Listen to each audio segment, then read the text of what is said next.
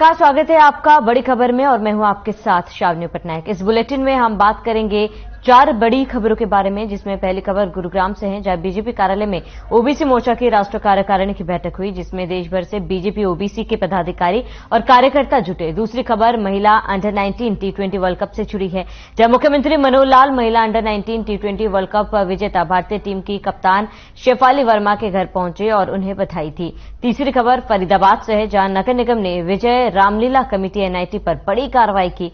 और वहीं चौथी खबर 2023-24 के बजट से जुड़ी है, जहां आगामी बजट से जनता को काफी उम्मीदें हैं।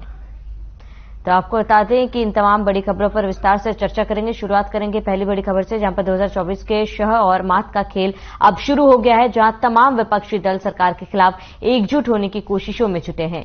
वहीं बीजेपी के सभी मोर्चों ने 2024 में सत्तासीन होने के लिए तैयारियां या यूं कहें कीलेबंदी करनी शुरू कर दी। इसी कड़ी में गुरुग्राम में बीजेपी कार्यालय में ओबीसी मोर्चा की राष्ट्रीय कार्यकारिणी की बैठक का आयोजन किया गया, जिसमें देश भर से बीजेपी ओबीसी के पदाधिकारी और कार्यकर्ता जुटे हैं।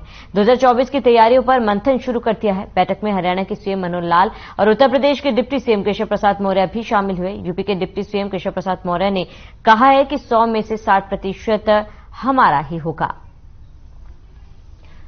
तो 2024 के लिए मंथन शुरू हो चुका है। हरियाणा सीएम, यूपी के डिप्टी सीएम इस बैठक में शामिल हुए थे। ओबीसी मोर्चा राष्ट्रीय कार्यकारिणी बैठक का आयोजन किया गया था और इस बैठक में सीएम मनोहर लाल भी शामिल हुए।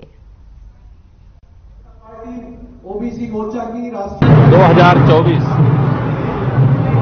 लोकसभा चुनाव को लेकर के विशेष तौर से पूरे देश के अंदर, विशेष तौर से उत्तर प्रदेश के अंदर तैयारियां शुरू हो चुकी हैं और हम लोगों का एक ही नारा है कि 2024 के लोकसभा चुनाव में 100 में से 60% हमारा है, 40% में बंटवारा है, बंटवारे में भी हमारा। अभी रणनीति के बारे में, प्रस्ताव के बारे में कार्य समिति की ओर से अधिकृत सूचना दी जाएगी, लेकिन 2024 लोकसभा चुनाव को लेकर के विशेष तौर से पूरे देश के अंदर, विशेष तौर से उत्तर प्रदेश के अंदर तैयारियां शुरू हो चुकी हैं और हम लोगों का एक ही नारा है कि 2024 के लोकसभा चुनाव में 100 में से 60% हमारा है, 40% में बंटवारा है, बंटवारे में भी हमारा।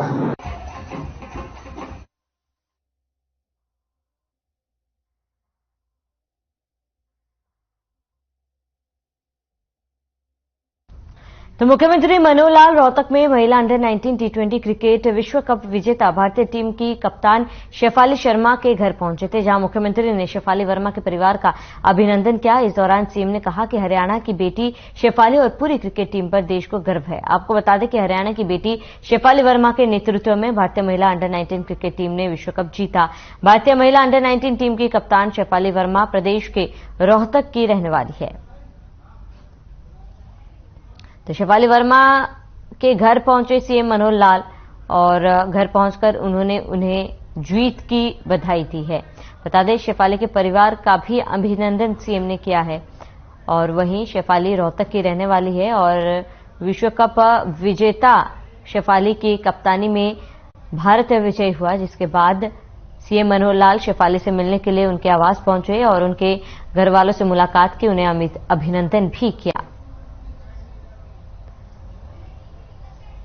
तो T19 आपको बता दें, अंडर 19 टी20 महिला विश्व वर्ल्ड कप की जीत भारत ने दर्ज की थी, जिसके बाद शेफाली वर्मा के कप्तानी में भारत की टीम ने जीत दर्ज की थी। शेफाली वर्मा रोहतक की रहने वाली है और शेफाली से मिलने के लिए सीएम मनोहर लाल उनके घर पहुंचे थे, जहां पर उनके परिवार का भी सीएम ने अभिनंदन किया है।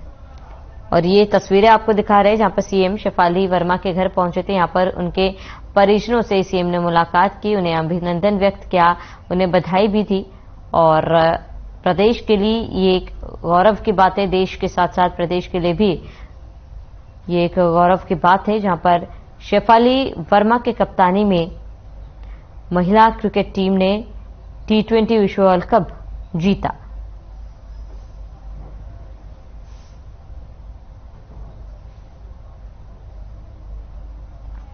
तो शेफाली वर्मा को मनोहर बधाई दी गई है।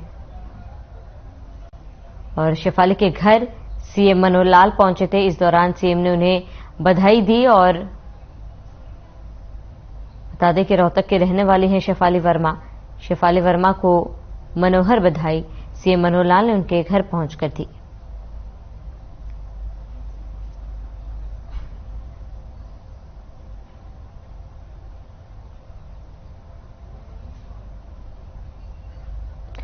तो भारत के लिए एक गर्व की बात है, जहां पर आपको बता दें कि अंडर 19 T20 वर्ल्ड कप में भारत ने जीत दर्ज की है और शेफाली वर्मा के कप्तानी में उन्होंने जीत दर्ज की। रोहतक की रहने वाली है शेफाली, जिनके घर सीएम मनोहर लाल पहुंचे थे और उन्हें जीत की बधाई दी थी।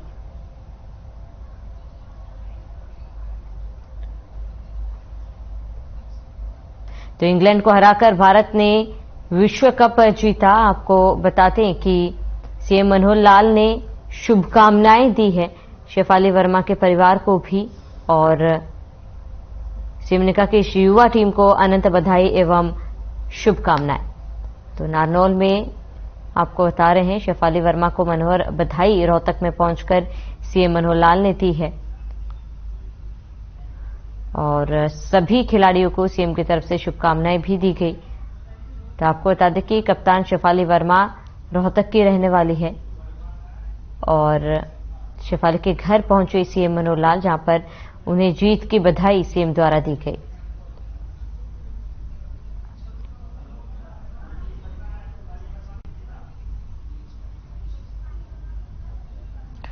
तो शेफाली के घर पहुंचे सीएम मनोहर लाल। यहां उनके घर पहुंचकर सीएम मनोहर लाल ने शेफाली को बधाई दी।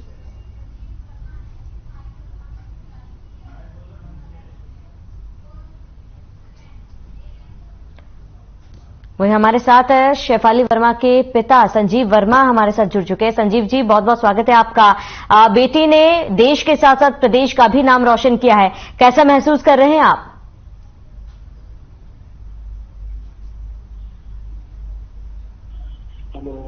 संजीव जी, आप तक मेरी आवाज पहुंच पा रही है? चल लगता है तकनीक खामी के कारण संपर्क नहीं हो पा रहा है, जुड़ने की कोशिश करेंगे। तो शेफाली वर्मा के कप्तानी में विश्व कप जीता है भारत ने और ऐसे में आपको बताते कि सीएम मनोहर लाल उनके घर पहुंचे थे। उनके परिजनों से सीएम ने मुलाकात की, अभिनंदन किया और शेफाली वर्मा को भी जीत की बधाई दी है। और ऐसे में पूरे देश के साथ साथ प्रदेश के लिए भी ये गर्व की बात है, क्योंकि शेफाली वर्मा रोहतक की रहने वाली है और अंडर 19 के T20 वर्ल्ड कप में भारत ने जीत दर्ज की और इंग्लैंड को मात देते हुए भारत ने जीत दर्ज की।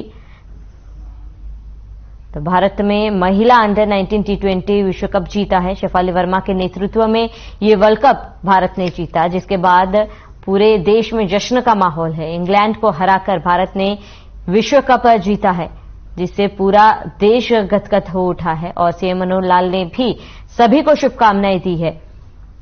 सीएम ने कहा कि इस युवा टीम को शुभकामनाएं और बधाई, जहां पर अंडर 19 के महिला T20 वर्ल्ड कप में भारत ने जीत दर्ज की थी। तो शेफाली वर्मा के घर पहुंचे थे सीएम मनोहर लाल और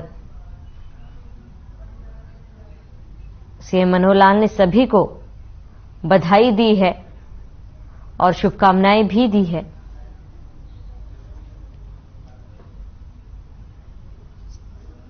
तो शेफाली के घर पहुंचे थे सीएम मनोहर लाल और ये कुछ तस्वीरें आपको दिखा रहे हैं, जहां पर सीएम मनोहर लाल शेफाली वर्मा के घर पहुंचे थे। इस दौरान सभी को सीएम ने मिठाई भी खिलाई और शुभकामनाएं भी दी है। शेफाली वर्मा के परिजनों से सीएम ने मुलाकात की और बधाई दी है।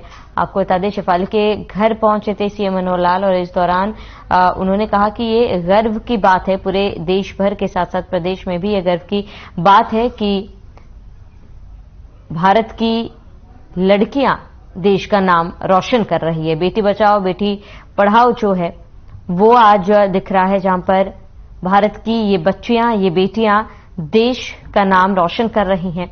बता दें कि शेफाली वर्मा रोहतक की रहने वाली हैं और उन्हीं के नेतृत्व में भारत ने जीत दर्ज की थी।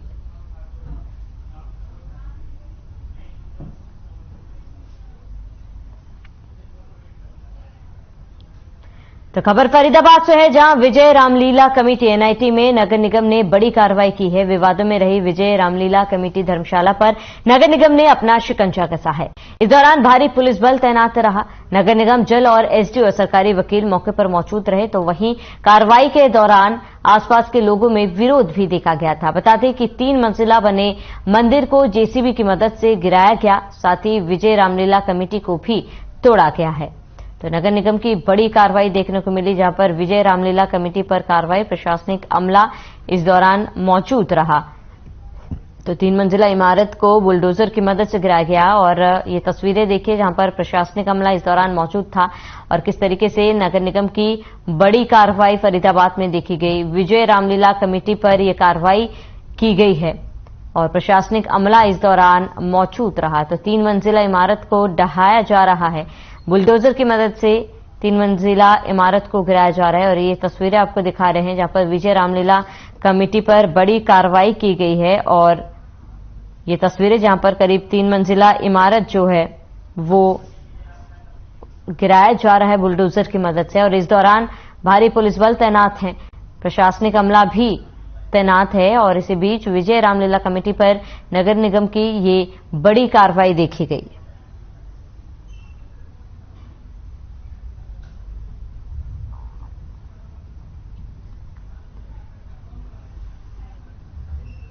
तो विजय रामलीला कमेटी पर बड़ी कार्रवाई की गई है, प्रशासनिक अमला इस दौरान मौजूद रहा। आपको बता दें कि नगर निगम की तरफ से ये बड़ी कार्रवाई की गई थी विजय रामलीला पर और करीब 3 मंजिला इमारत को बुलडोजर की मदद से ढहाया जा रहा था और इस दौरान प्रशासनिक अमला भी मौजूद था और इसके साथ ही भारी पुलिस फोर्स तैनात कर दिए गए थे, जहां इसका विरोध भी आसपास के लोगों द्वारा दर्ज किया गया, विरोध भी किया गया।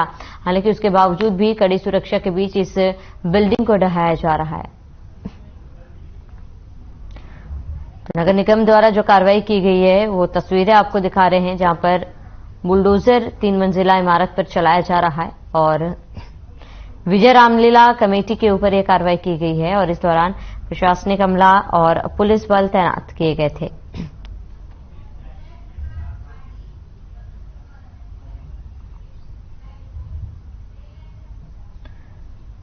ज्यादा जानकारी के लिए जयप्रकाश भाटी संवाददाता हमारे साथ जुड़ चुके हैं। जयप्रकाश, क्या कुछ फिलहाल अपडेट है इस पूरे मामले को लेकर?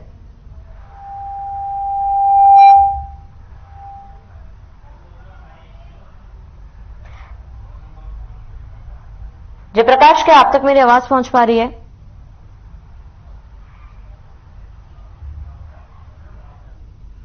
चलिए, लगता है तकनीकी खामी के कारण आवाज नहीं पहुंच पा रही, जुटने की कोशिश करेंगे। विजय रामलीला कमेटी पर कार्रवाई की गई है और प्रशासनिक अमला इस दौरान मौजूद रहा।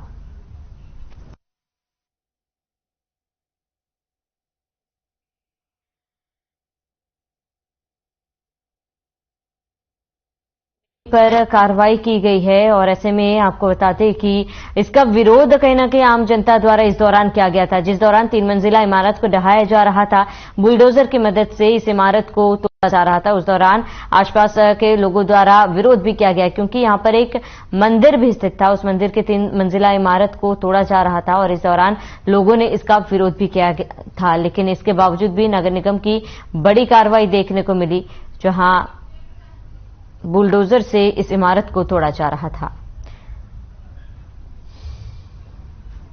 ज्यादा जानकारी के लिए संवाददाता जयप्रकाश भाटी हमारे साथ लाइव जुड़ चुके हैं। जयप्रकाश, क्या कुछ फिलहाल अपडेट है इस पूरे मामले को लेकर?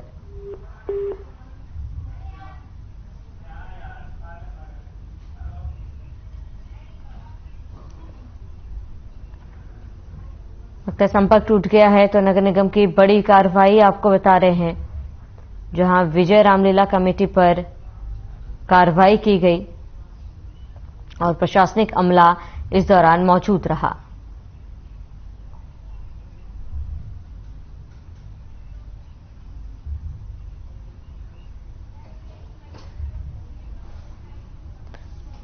तो प्रशासनिक अमला इस दौरान मौजूद रहा है और ये तस्वीरें आपको दिखा रहे हैं जहां पर इस इमारत को बुलडोजर की मदद से तोड़ा जा रहा है।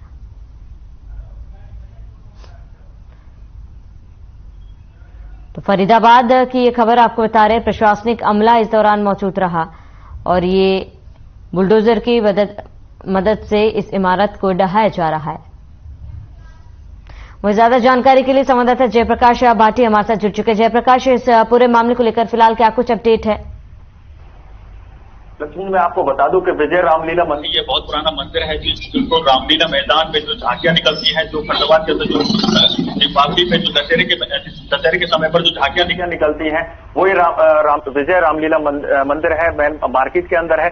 हाई कोर्ट के आदेश के बाद जो हाई कोर्ट के जो आदेश थे इस मंदिर को तोड़ने के आदेश आए थे, उसके बाद में नगर निगम ने आदेश को लेकर और भारी पुलिस बल के साथ में वहां पे नगर निगम का दस्ता है जो पीला पंजा है उसको लेकर वहां मार्केट जो मंदिर पर पहुंचे। मंदिर पर पहुंचने के बाद में वहां पे नगर निगम का दस्ता पहुंचा और दस्ता जैसे ही तोड़ने की कोशिश की तो वहां पे जो वकील थे या जो रामलीला कमेटी के जो मेंबर थे, जो वहां जो लोग थे, उन्होंने वहां पे तोड़फोड़ को रोकने के लिए भी काफी कोशिशें की और जो रामलीला कमेटी के जो लोग थे वो रोडों पर मंदिर के सामने नीचे रोड पे भी लेट गए थे। पर नगर निगम जो दस्ता था वहां मार्केट कमेटी जो मंदिर को तोड़ने के लिए वहां पहुंचा था तो उसने अपनी तोड़फोड़ की कार्रवाई को भारी पुलिस बल के साथ में अपनी कार्रवाई को अंजाम दिया। जयप्रकाश, मुख्य कारण क्या था जिसके बाद नगर निगम ने ये कार्रवाई की है?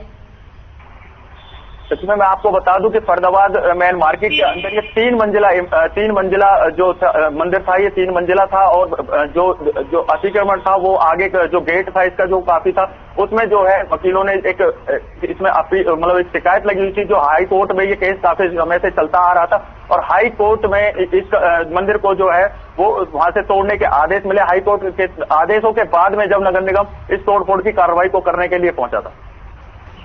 ठीक है जयप्रकाश, तमाम जानकारी के लिए हमारे साथ जुड़ने के लिए आपका बहुत बहुत शुक्रिया। इसी बीच एक बड़ी जानकारी से आपको रूबरू करा दें। इस वक्त की बड़ी खबर, अहम जानकारी, जहां पर प्री बजट पर बैठक जारी। बड़ी खबर, अहम जानकारी आपको बताते, प्री बजट पर बैठक शुरू हो चुकी है। सीएम मनोहर लाल ये बैठक ले रहे हैं। बड़ी खबर, अहम जानकारी आपको बताते गुरुग्राम से। चर्चा में तमाम उद्योगपति मौजूद हैं। अलग अलग संगठनों से भी सीएम चर्चा करेंगे। चर्चा में तमाम उद्योगपतियों से भी चर्चा की जाएगी। बड़ी खबर, अहम जानकारी, प्री बजट पर बैठक शुरू हो चुकी है और सीएम मनोहर लाल ने ये बैठक ली है। चर्चा में तमाम उद्योगपति मौजूद हैं। उद्योगपतियों से चर्चा की जाएगी। अलग अलग संगठनों से भी सीएम चर्चा करेंगे। चर्चा में तमाम उद्योगपति मौजूद हैं और ये बैठक शुरू हो चुकी है। प्री बजट पर बैठक शुरू। बड़ी खबर, अहम जानकारी, सीएम मनोहर लाल बैठक ले रहे हैं जहां चर्चा में तमाम उद्योगपति मौजूद हैं। अलग अलग संगठनों से भी सीएम चर्चा करेंगे। चर्चा में तमाम उद्योगपति भी शामिल होंगे।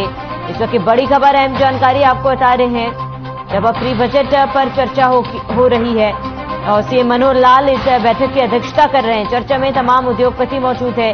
अलग अलग संगठनों से भी सीएम चर्चा कर रहे हैं। तो ये तस्वीरें बैठक की आपको दिखा रहे हैं। आप बैठक में देख सकते हैं कि बैठक शुरू हो चुकी है। प्री बजट को लेकर यह बैठक का आयोजन किया गया है। सीएम की अध्यक्षता में बैठक की जा रही है और तमाम उद्योगपति इस बैठक में शामिल हुए हैं। बैठक में बजट को लेकर चर्चा की जाएगी। तो केंद्रीय वित्त मंत्री निर्मला सीतारमण 1 फरवरी को देश का आम बजट पेश करेंगी। परिस्थितियों को देखते हुए इस बार का बजट काफी विशेष होने की उम्मीदें की जा रही है, क्योंकि एक तरफ मंदी का दौर सता रहा है और दूसरी तरफ नौकरी पेशे लोगों को अपनी नौकरी पर खतरा दिख रहा है। महिला की उम्मीदें हैं कि आम बजट में महंगाई, महिला सुरक्षा और शिक्षा को लेकर काम करने की जरूरत है। बजट की उम्मीदों को लेकर लोगों ने अपने अपने तरीके से विचार दिए। लोगों ने कहा कि बजट को लेकर साधारण गृहिणी से लेकर नौकरी पेशा महिलाओं को काफी उम्मीदें हैं कि सरकार उनकी वित्तीय चिंताओं को दूर करेगी, इससे उनके जीवन स्तर में सुधार आए। वहीं विपक्ष ने सरकार को महंगाई, रोजगार, चीन के साथ साथ सीमा विवाद, अर्थव्यवस्था, सेंसरशिप सहित अन्य मुद्दों पर घेरने की तैयारी कर ली है। ऐसे में आम लोग भी मोदी सरकार से काफी उम्मीदें कर रहे हैं। खासकर किसान वर्ग सरकार से अपने लिए कुछ खास की उम्मीद लेकर बैठे हैं।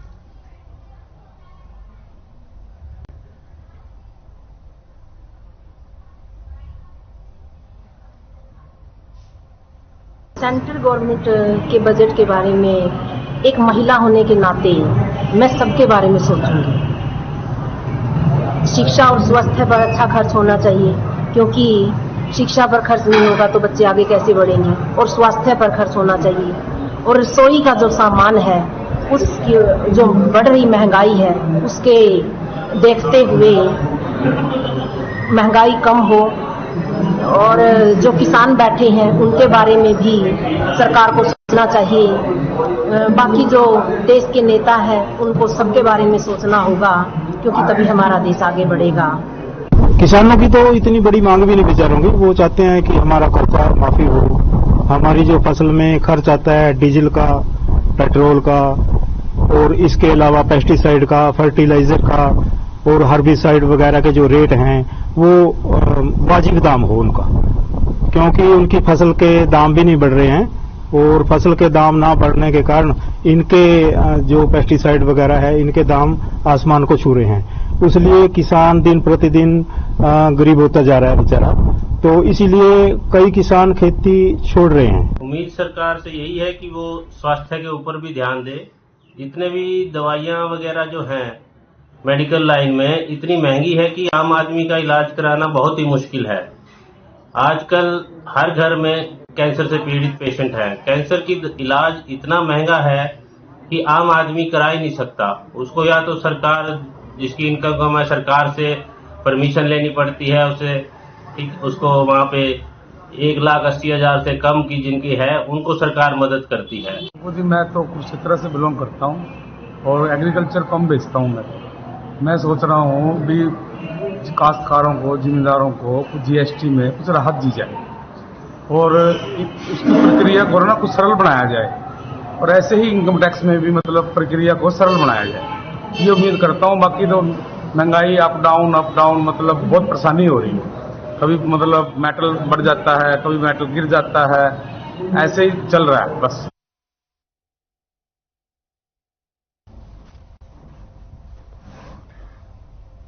तो केंद्र सरकार का 2023-24 का बजट पेश किया जाएगा और ऐसे में कई लोगों को इस बजट से काफी ज्यादा उम्मीद है। चाहे नौकरी पेशा लोगों की बात कर ले, चाहे महिलाओं की बात कर ले, किसानों की बात कर ले, व्यापारियों की बात कर ले, ये तमाम लोग हैं जिन्हें इस बार के बजट से काफी ज्यादा उम्मीद है, क्योंकि कोरोना मार के बाद से लगातार महंगाई जो है वो चरम पर था, जिसकी वजह से सरकार के इस बजट से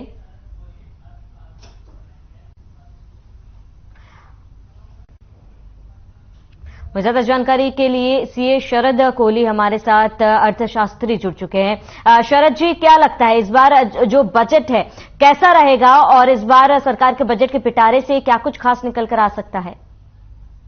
देखिए, ये आखिरी फुल फ्लेज बजट होगा इस सरकार का, क्योंकि अगला बजट जो 1 फरवरी 2024 को आएगा वो ऑन अकाउंट होगा या वो इंटरिम बजट होगा। तो मुझे लग रहा है सरकार पूरी कोशिश करेगी कि समाज के हर वर्ग को कुछ ना कुछ इसमें से मिले।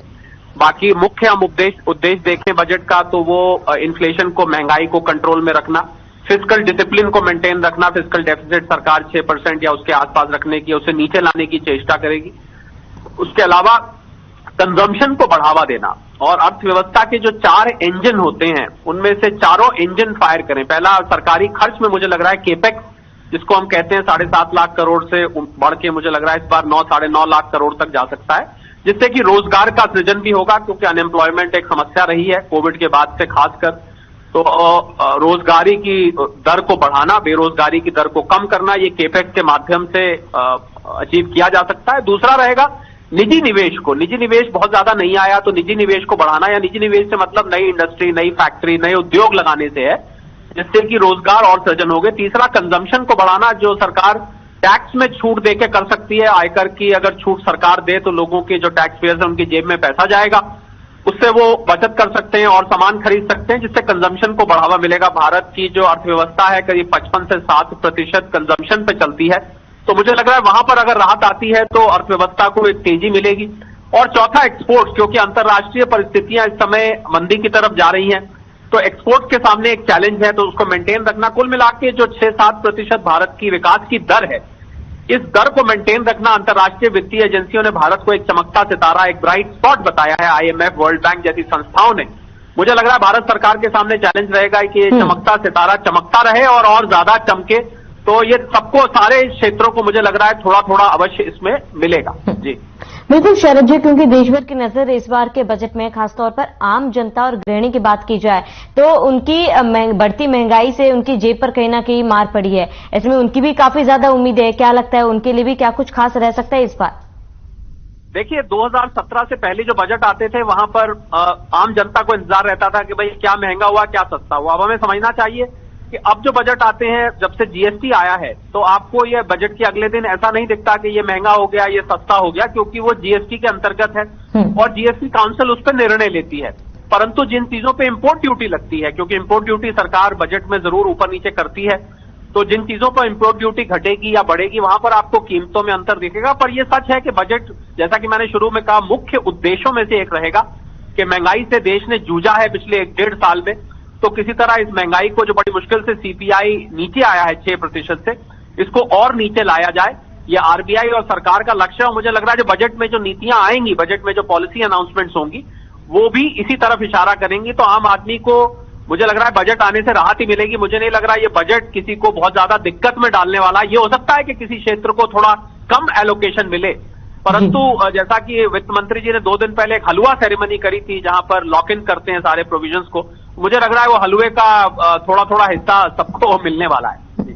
बिल्कुल। शरद जी, क्या लगता है कि मुख्य फोकस इस बार जो बजट बनाया गया है उसमें सरकार का मुख्य फोकस किस क्षेत्र में ज्यादातर रहेगा? देखिए, मुख्य फोकस बुनियादी ढांचे को सुदृढ़ करने में रहेगा। इंफ्रास्ट्रक्चर, जिसको हम केपेक्स कहते हैं, कैपिटल एक्सपेंडिचर, जैसा कि मैंने कहा कि 9-9.5 लाख करोड़ इस साल उम्मीद है कि जाएगा, वहां पर रहेगा। इसके अलावा कृषि क्षेत्र को तो नजरअंदाज किया ही नहीं जा सकता। हेल्थ सेक्टर है, एजुकेशन सेक्टर है, डिफेंस सेक्टर में आत्मनिर्भरता है। ये ऐसे क्षेत्र हैं जहां पर सरकार, और एक स्किल डेवलपमेंट की मैं जरूर जिक्र करना चाहूंगा। चाइना से बहुत सारे निवेशक भारत आना चाहते हैं, पर उनको यहां पर मैन पावर की दिक्कत आती है। तो मुझे लग रहा है कि skill development, education, health, defence और महिलाओं को लेके, अभी आपने गणतंत्र दिवस की परेड में देखा कि महिलाओं पर फोकस थी वो पूरी परेड। मुझे लग रहा है महिलाओं से लेके कुछ न कुछ अनाउंसमेंट जरूर आ सकती हैं। इसके अलावा न्यूट्रिशन है, स्टार्टअप है, सरकार की पीएलआई योजना जो है, जिसके अंतर्गत मैन्युफैक्चरिंग पर इंसेंटिव दिए जा रहे हैं, और भी कुछ क्षेत्र पीएलआई में जुड़ते दिख सकते हैं। ये मुझे मुख्य वो क्षेत्र दिखते हैं जहां पर इस बजट का केंद्र रहेगा। ठीक है शरद जी, तमाम जानकारी के लिए आपका बहुत बहुत शुक्रिया। तो चलिए, इसी के साथ इस बुलेटिन में फिलहाल मेरे साथ इतने हैं। देश और प्रदेश के तमाम बड़ी खबरों के लिए आप बने रहिए हमारे साथ।